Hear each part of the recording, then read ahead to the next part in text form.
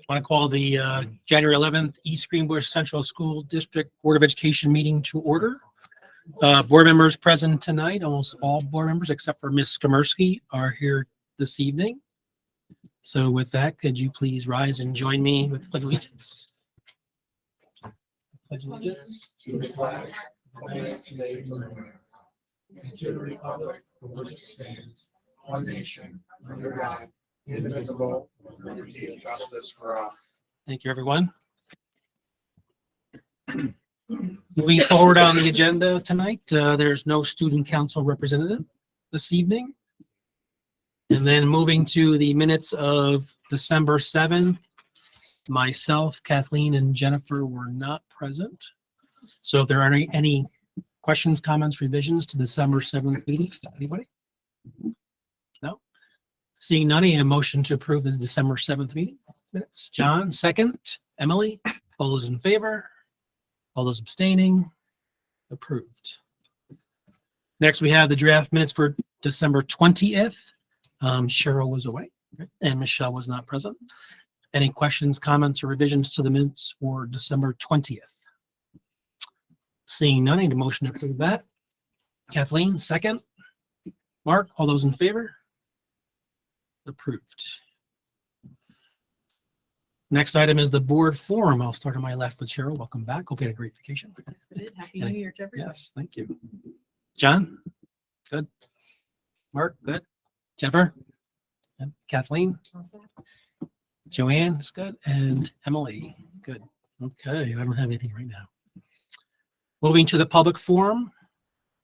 Residents, students, employees, and business representatives of the East Greenbush Central School District may address the board on matters concerning programs and or operations of the district other than matters involving personnel. Members of the board do not directly respond to citizen concerns in the public forum. If a response is appropriate, either the president or superintendent will contact an individual in the near future. Those persons wishing to address the board will be recognized by the chair of the meeting and should state for the record their name and address or affiliation with the district or business. While the board does not wish to infringe upon free speech protections, it must be stressed that the visitors forum is not deemed to be an open forum. The board president will conduct the forum for the orderly and efficient operation of the board business. In addition, any remarks could be considered defamatory or stigmatizing or prohibited, and we declare it out of order. All comment shall be limited to 5 minutes. Is there anyone who'd like to address the board this time? Anyone? No, I guess not. All right. We'll move on to the reports and presentations of the superintendent of schools, Mr. Simons. Yes, thank you, Mr. Buono. Welcome, everybody, and Happy New Year to the board and to the members of our administrative team who are here, representatives of the Teachers Association and family, and members of the public that are participating via the live stream. Happy New Year. I'm looking forward to a very positive 2023. We wanted to keep the topic of the capital project planning on the agenda for opportunities for board members to consider some of the information that was presented at the last board meeting. We appreciated the time and the attention that the board gave to what was a pretty long list of items that we've identified for potential inclusion in the next capital project. As follow-up, please know that we are working on some information to share at the next board meeting. There was a concern about the timeline that was included as an example in the presentation, which included a fall vote. Mrs. Wager and I are looking at our debt service, and we'll bring a compare and contrast document back to the board to look at what might be the financial impact of waiting till the spring when we normally do our budget vote in May. So we are working on that information. We should have that ready for further discussion. If the board members have any additional feedback and have another opportunity to look at that information, if you have issues that you'd like us to take a look at, we certainly are willing to do that. We did follow up with some meetings today. We met at 4 o'clock this afternoon with representatives of our music department. They gave us a list of issues and concerns that they would like to be considered for the capital project. I will share that list with the board and distribute that through the packet. But in general, there are growing numbers within our programs, our strings program, our band program, to the point that spaces that were designed many years ago to accommodate a much fewer number of students, particularly at Goff Middle School, no longer accommodate the students as well. So we have a good problem. Our kids are talented. Our music department is talented. We have a lot of kids that are participating, particularly in the area of strings. And the way that some of the space was designed in the past isn't ideal. From a standpoint of soundproofing and the location, there are, for example, rehearsal spaces for instrumental lessons located adjacent to large group band rooms and orchestra rooms, and the soundproofing isn't adequate. And there's so many kids participating in the program right now, is there's no way to schedule one of those facilities not being used while the other one is being used. So that was an issue. They'd like us to take a look at rehearsal space for lessons. They'd like us to take a look at the overall large spaces for band, orchestra, and chorus within the middle school. Talked a little bit about the aid issues involved in that.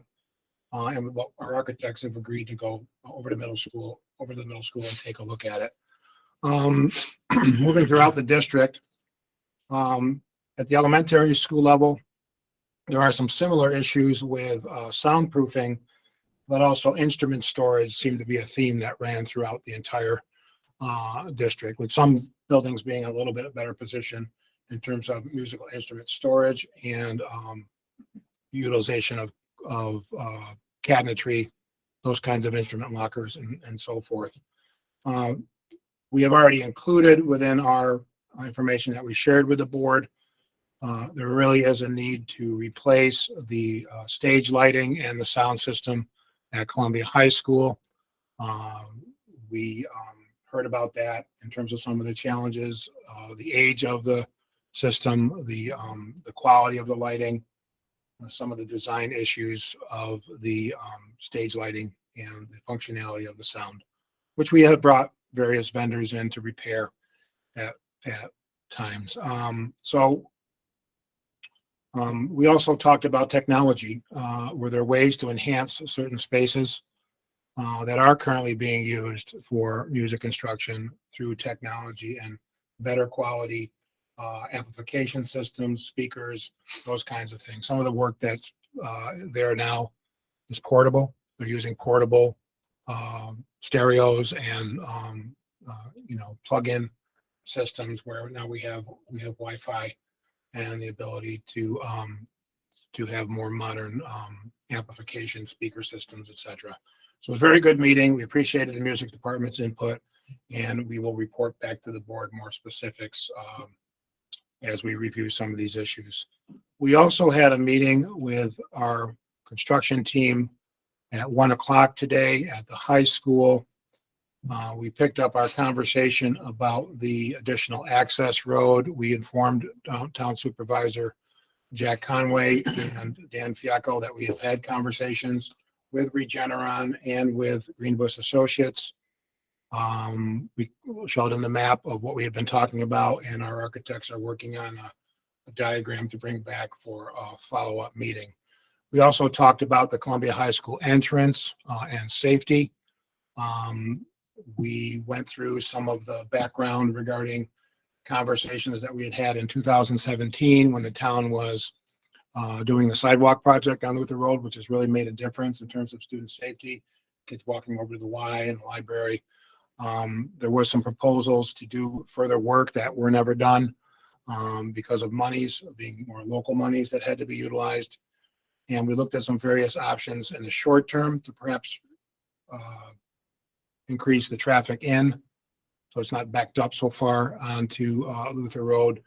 We also talked about involving the Department of Transportation to review the overall situation in terms of the high school entrance. And we talked about the aesthetic aspects of the entrance too, not necessarily reflecting the caliber of our students and the caliber of our programs. And that really came from the town. And maybe as we were looking at safety issues, we might be able to make the design of the entrance more prominent and more reflective of the quality of our education that we offer in East Greenbush. So it was a good conversation. We didn't really come to any decisions. We're going to be continuing to study these issues, and we're going to bring the DOT in to talk with us about it. But we're continuing to collaborate on the entrance to the high school. So we're continuing to talk about capital project planning as we finish this project, and we're making adjustments and planning for the summer. to replace the high school fire and smoke alarm system, as the board is aware of, and we're also continuing to work on the design for the Janae Playground and the Red Mill Playground. And so that concludes my report. That's right. Any questions for Jeff? All right. Excellent. Moving on to the next item is discussion item regarding the central receiving worker draft job description. Any background you want to give us? Marissa, you want to take that? You know, our employee who works at the central receiving loading dock at Columbia High School retired right before the holiday recess. And his job was actually classified as a groundskeeper, but was never assigned any groundskeeping duties. So we are recommending that we reclassify the position with an appropriate job title of central receiving worker to reflect the actual duties of the position. And that will allow us to attract an appropriate pool of candidates for the position as well. We met with CSEA leadership and they're in support of the reclassification of the job title. Is there anyone else in the other title, Marissa, at this point? Another global title? Would be brand new for central receiving worker. We do still want to keep the title for groundskeeper because we do have groundsmen within the district. And then that effect that there'll be no added FTEs. It's just a change for one position. Just the change and it's cost neutral. Anybody have any questions regarding the restructuring? Now, for timing, if we were to move this to approval here, would the board be okay with that? It's the job description piece. Anyone? Consent? Yeah, good. Okay, so maybe we can, how should we do that in the resolution? For the personnel Just section? a motion to move that item to the consent Consent agenda. agenda? Okay. So, see no objections, can I have a motion to move that to the consent agenda under personnel to approve the job description? Jennifer, second, Kathleen, those in favor? All right, so we'll move that, so that way you can get a start on that I appreciate and that. make that change and get it posted. All right. Any other topics for discussion, board members? I was just wanted to mention the stop arm camera. There's a lot of feedback and all people are hearing about that, and mostly positive about making sure our kids are safe and our drivers are safe, and that process that goes into play with the warnings first, and then they hit them with the tickets, right? The installation seems to be going very, very smoothly. I want to thank Mark again for pushing that topic last 3 years. So we are getting a lot. I've been reading the social media comments. We're getting a lot of positive feedback on that. So excellent. All right. Thanks, Mark. Moving on to the next item, regular business. We have 4 items. Approval of programs for resident children with disabilities. Questions or comments? Seeing none, I need a motion to approve that. Joanne, I need a second. Cheryl, all those in favor? Approved. We have a change order phase 3 from Murnane. Am I saying that right? Yes. Building contractors. That was the, you had the background on the items that were done. Any questions or comments on that? That was this building here. Yeah, it was the side of the Janae building near the auditorium as the windows were being replaced. There was notice some additional brick and masonry pointing that needed to be done. And so we did that at the time. Right. But this is paperwork to catch up and making sure that the overall cost of the project is adjusted. Very good. All right, need a motion to approve that. John, second. Kathleen, all those in favor? Approved. Next, we have a resolution, an MOA with the SRP regarding sick day donations. Any questions on that? Yes, Emily. I have a question. It's for receiving for medical condition or something of the like. Did you develop criteria around medical conditions or? So this individual actually exhausted their sick leave bank under the parameters of the contract agreement. So this would be above and beyond that due to the severity of the condition, allowing SRP members to donate their time to the employee so that they can remain in paid status while they're undergoing treatment. Okay, so is this on a specific individual now, or is this a general policy change? This is on a specific employee Okay. that works for our school district. Okay. Typically what happens if they do exhaust that in the sick bank, sometimes they'll approach the administration, do something nice for the employee to help them as they recover or go through get something, and then they'll come to the board for approval. Okay, yeah, I was just wondering about if you had a list of criteria for the medical conditions, or if the individual is free to ask based upon. We don't necessarily have a list of criteria, but it would have to be something severe enough that they're not able to return to work at this time due to the treatment process, but it would just be considered on a case-by-case basis. Because the sick bank, I guess it kind of Mhm. follows that same criteria, I would Mhm. imagine, and then just kind of extension of it. Thank you. So I've had experiences where this has happened in the union, not here, but the union says no, that they won't, they don't. And so it kind of comes through the union first. If the person has exhausted their sick time, and if the union supports it, they come to us and ask if we would support it. So it's not always the case that that happens, but typically in situations where the employee is under treatment for a serious condition, we tend to support it. Thank you. Any questions or comments? I need a motion to approve that. Emily, second Jennifer, all those in favor? Approved. Next, we have the MOA with the EGTA to make some corrections to the Appendix D longevity. And these were errors that in the contract that was settled last time, in which we noted that longevity amounts as specified in the contract for club advisors were incorrect by a few dollars. I think in one case it was $12, in the other case it was less than that. So $2. it's really just to correct the amount that was agreed to in the contract. Questions or comments? No. Need a motion to approve that. Mark, second John, all those in favor? Approved. Moving on to the next item is committee reports. We'll start with Marissa. Thank you, Mr. Vino. We met with our committee of 4 for the Appendix D continued discussions, and we have several clubs right now that are unpaid clubs approved by the board. There are 5 of them. And our committee had asked each of those unpaid advisors to submit a club proposal for payment in terms of how many students are involved, how many times do they meet per week, how many times are they meeting a month, are there financial activities included? And our committee met and we reviewed all of those documents.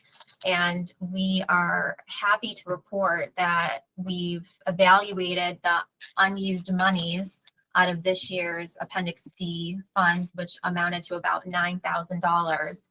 And we are in agreement to move forward with payment for the Dungeons and Dragons Club at our high school, which has about 31 student participants.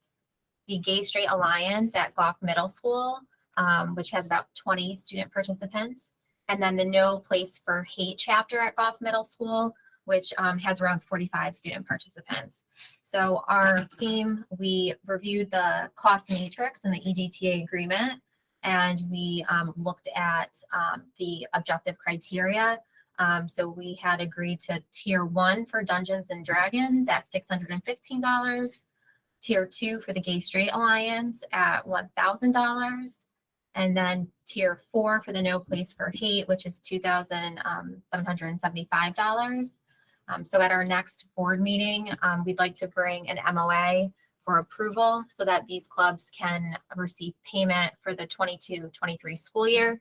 And then we would reevaluate next year as a committee if there's unused clubs again, possibly using some of those funds for payment. But I just wanted to say thank you to Allison Hosier, thank you to Dan Wagner, thank you to Joanne Taylor, and a thank you to Roy Stiles, because we've really been working hard and we've been committed to meeting regularly with this committee. Thank you, Marissa.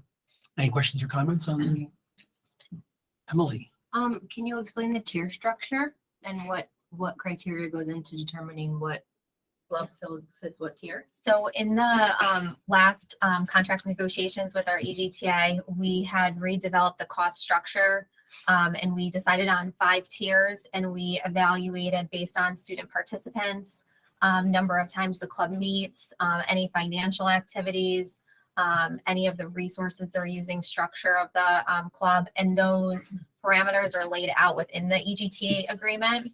And so we were looking for consistency with that when we were evaluating these particular clubs. Thank you. Any more questions for us? And that's in the new agreement. You said, right? The The tiers. appendix D. part. Yep. All right. Thank you, Marissa. Anything else? Good. Thank you. Linda? None at this time. Right. Thank you. So this CSP met on December 14th. That's our posted in the agenda here. But just some highlights. So I gave a presentation on our 21-22 New York State assessment data, similar to a presentation that the board received to that committee. We then received some program review updates from Mr. Jones on athletics. And then Mr. Jones has been working hard. So also he asked for endorsement from the committee on his mission statement, the accomplishments, and the program goals. Our CTE, Ms. Shepherdson, again, gave us an update, and we endorsed the program goals for the CTE program. And then similarly for world languages, again, after the update, they approved or endorsed the program goals for world languages. We had 2 new course proposals that were endorsed by CCS. The first one was for a new course in physics, honors physics, and then a second course in the PE department, Fit for Life Foundations. And then also we endorsed one new textbook, which is for grade 6 social studies. And that textbook, as you can see, the book that's currently being used was published in 2005. So I think we are definitely up for a new book for that. And then just gave a little bit of an update on the March 17th Regional Professional Development Day. We got a call for proposals. So we talked about any of our staff members who may be interested in putting a proposal together to run any sessions for the Regional PD Day. Any questions for Roy?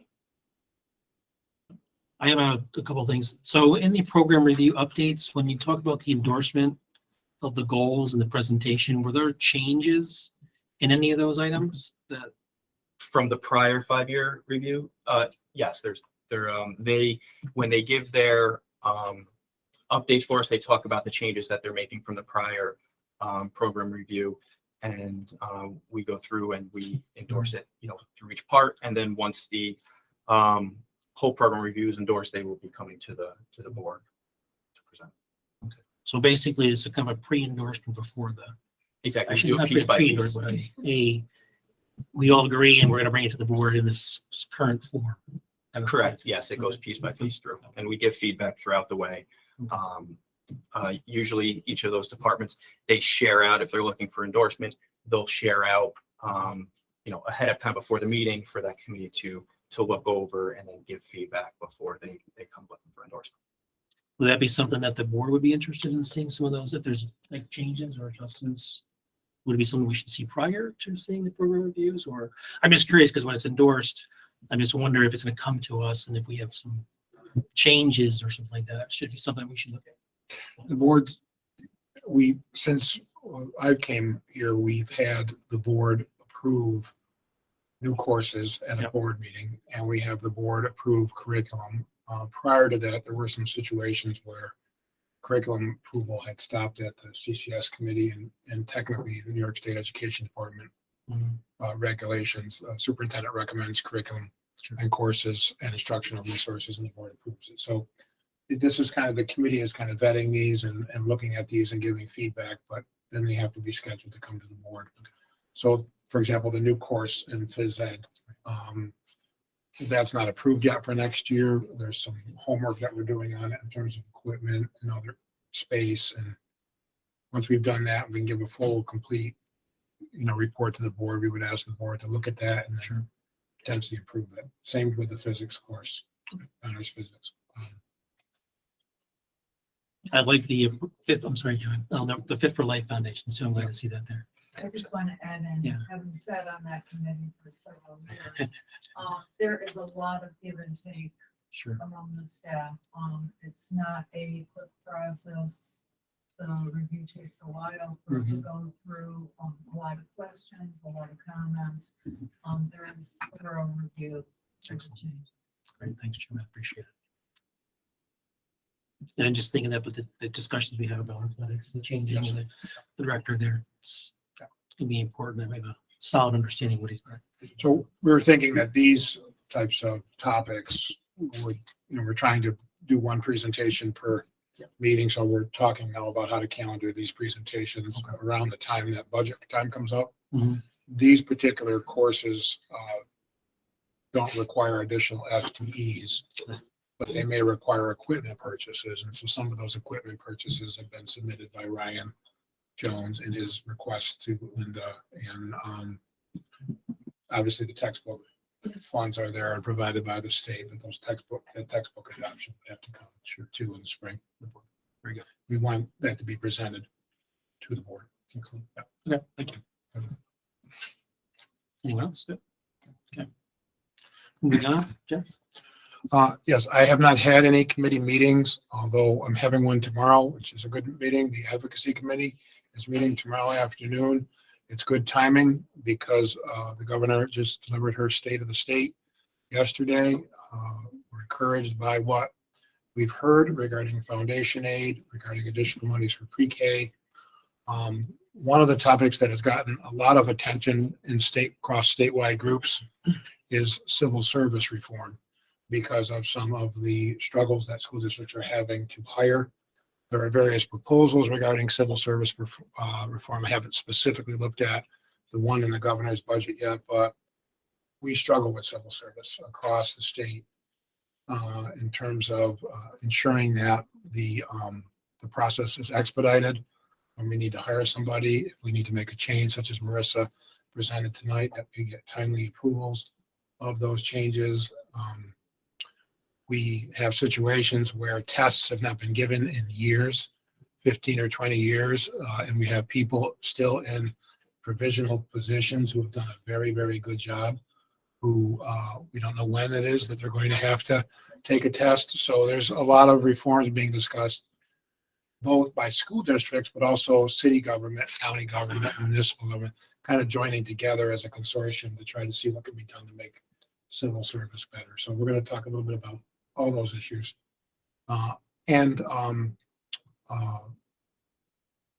We have some very good students now on our advocacy committee, and Mrs. Curtin has served on our committee as well. So that's tomorrow afternoon. Anybody interested?